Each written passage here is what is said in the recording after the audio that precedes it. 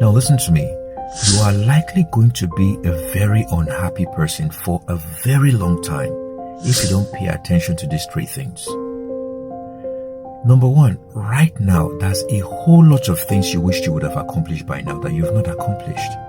And so that feeling of unmet dreams pushes you to a place where day in, day out, days going to weeks, weeks going to months, month going into year, and for a lot of people, years going into decades, you just notice that you've not accomplished an amount of things, and then pulls you towards regret and ingratitude.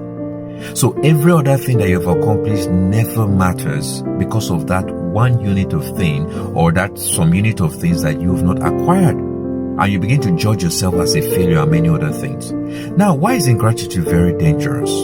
When you actually harbor ingratitude, you never see the profit and the potential within what you already have. You may not realize this. Where you are right now is not where you used to be 5 years ago, 10 years ago, for some of you 1 year ago, even a month ago. So one of the most important things you must recognize is that don't let the things you have get to begin to diminish in value because of the things you want. That is where principles like patience, perseverance, getting to work on yourself more, self-development, self-leadership actually come in. While you are in the waiting period for what you don't have yet, what can you do right now to ensure that you are not diminishing in health and in happiness and in everything that matters because of that one thing that you want to get?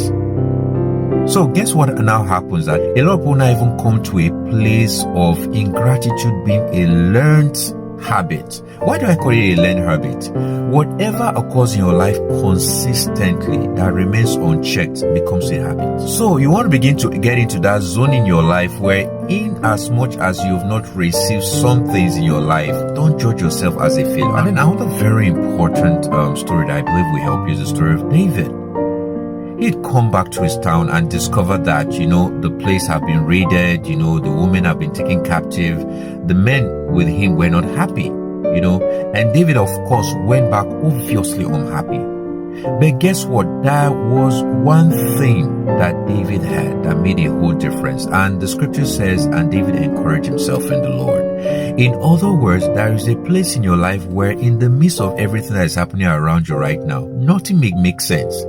The only thing that may make sense for what is for you to travel to the past and remember the victories that you've won, remember your triumphs, and that now serves as an encouragement. Why is that encouragement important? Every time you're not encouraged, you don't do well.